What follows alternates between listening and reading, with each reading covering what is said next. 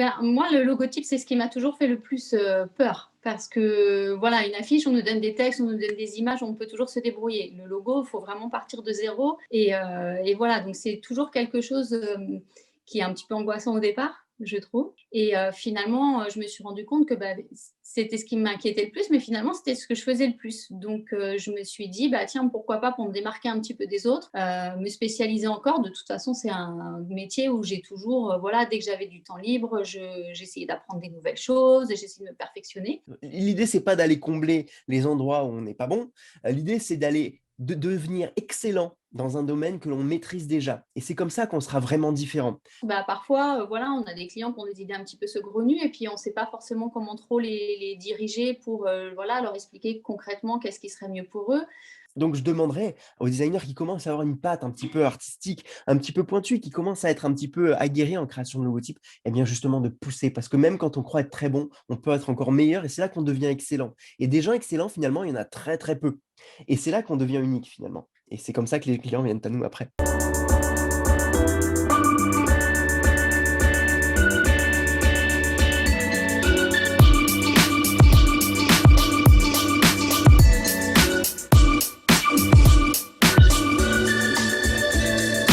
Bienvenue chers designers dans cette nouvelle étude de cas dans laquelle on est avec Amandine qui a réalisé la formation Logo Maker Skills. Elle va nous parler un petit peu de son parcours, elle va nous dire par où elle est passée et elle va nous dire ce qu'elle a appris, ce qu'elle a retenu de cette formation. Salut Amandine, je te laisse te présenter en une petite seconde. D'accord, bonjour. Bah, donc, je suis Amandine, je suis graphiste freelance depuis 7 ans maintenant, en Normandie, dans la Manche en l'occurrence.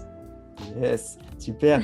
Ça fait donc maintenant 7 ans, tu es à ton compte depuis cette année, tu as commencé directement à ton compte? Oui, tout à fait. D'accord. Et Tout donc, à fait, ça s'est fait, progressivement, il y a eu une transition, mais effectivement, voilà, je ne suis pas passée du tout par agence.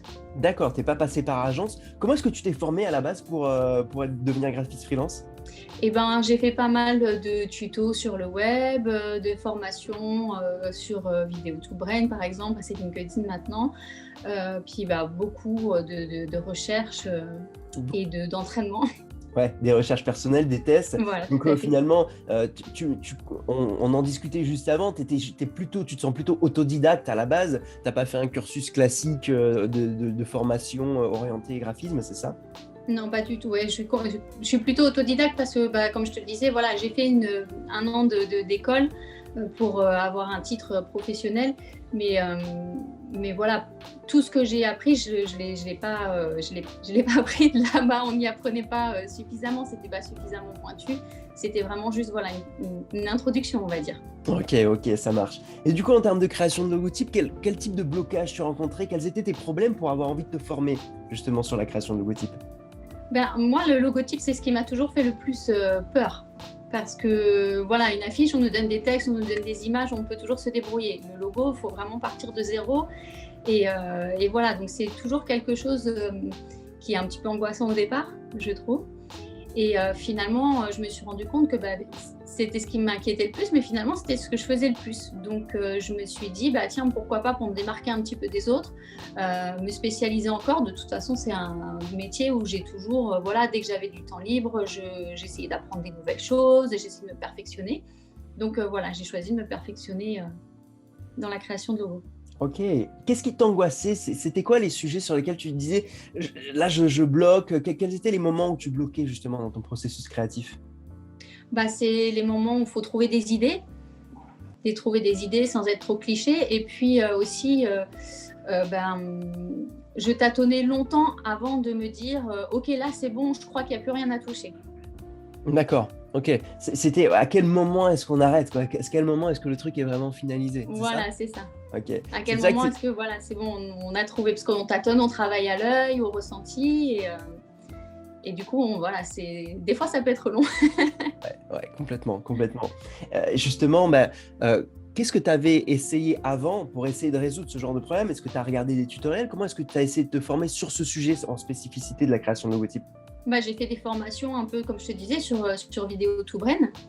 Par exemple, hein, y en a d'autres, mais qui sont voilà, assez généralistes sur le processus de création de logo, mais qui sont plus axés sur voilà, comment est-ce qu'on fait un brief avec son client, voilà comment est-ce qu'on fait un petit brainstorming, voilà comment est-ce qu'on commence à faire quelques concepts, et puis voilà comment on présente au client.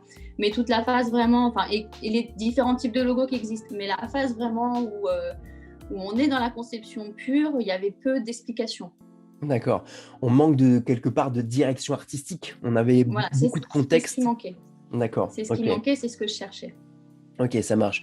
Et tout ça, quelque part, j'imagine que, je sais pas, qu'est-ce que ça pouvait te causer en termes de frustration vis-à-vis de ta clientèle? Est-ce que tu osais peut-être moins mettre en avant tes qualités de créatif en termes de logotype? Qu'est-ce que ça pouvait créer chez toi, quelque part, ce manque? Oui, mais c'est un petit peu ça, c'est-à-dire que comme on manque de légitimité, comme tu dis, hein, de confiance, parfois, voilà, on a des clients qui ont des idées un petit peu saugrenues et puis on ne sait pas forcément comment trop les diriger pour voilà, leur expliquer concrètement qu'est-ce qui serait mieux pour eux. Euh, et puis voilà, juste plus de temps, quoi. Ça me prenait plus de temps. D'accord, ça te prenait plus de temps et puis du coup, tu savais pas forcément comment les orienter, de ce que je comprends. Voilà. OK, d'accord. Du coup, une fois que tu avais acheté la formation, donc tu t'es dit: «Bon, OK, maintenant faut que j'arrête de me casser la tête sur des sujets comme ça où je sais pas trop comment avancer, dans quelle direction aller, et puis je veux être plus pointu» parce que j'ai cru comprendre que déjà à la base, tu avais quand même ce petit affect là pour la création de logotypes et pour le coup, c'est Ouais, très ouais, ouais. bien parce que j'inviterai toujours mes designers à approfondir un sujet dans lequel on est déjà bon.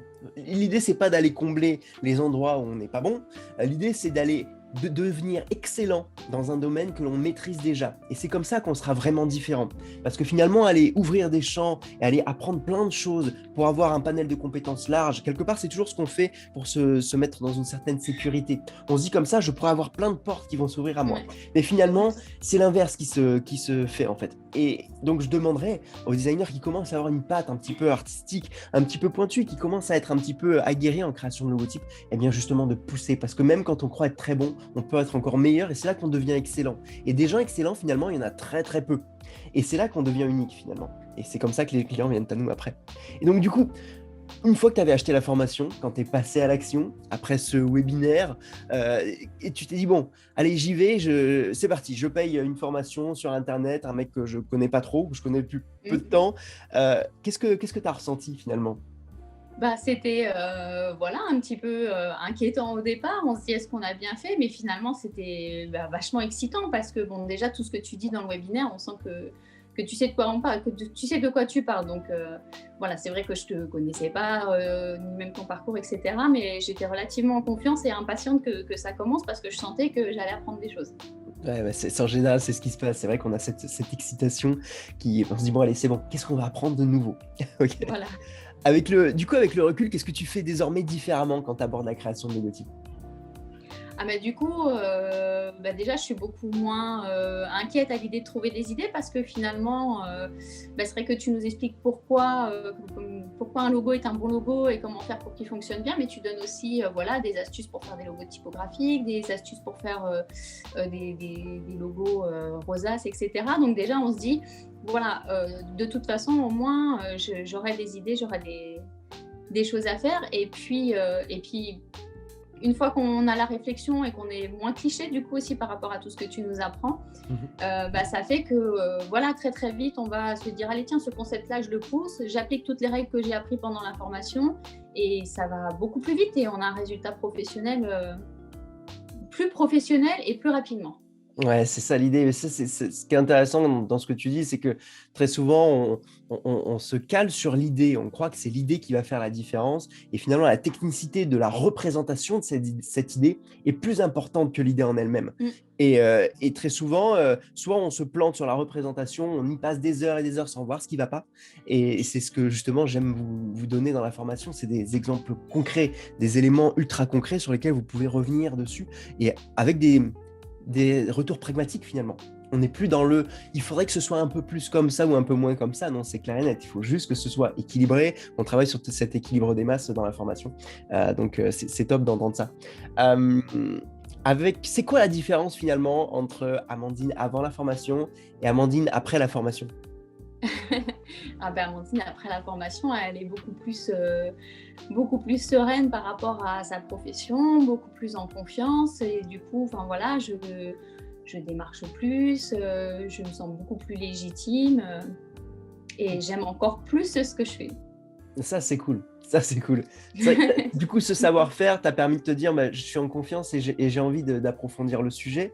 Et du coup, je me sens légitime à le proposer, c'est ça? Tu me disais que tu avais Encore affiché plus. plus facilement sur ton site internet que tu étais spécialisé en création de logotypes. Tout à Qu'est-ce que fait. ça a déclenché chez toi, ça?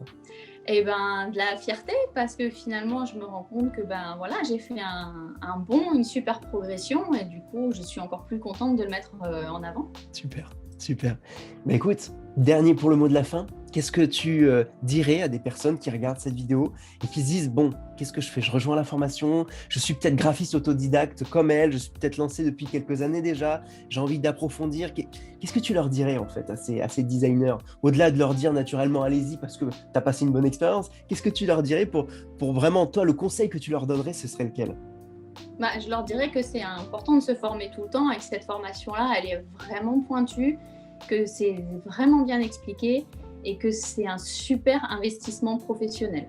Je pense que voilà, les promesses que tu donnes dans le webinaire, elles sont là et voire même beaucoup plus que tout ce qui est promis. Voilà, on en ressort plus performant sur les logos, plus performant sur les arguments pour savoir vendre nos prestations.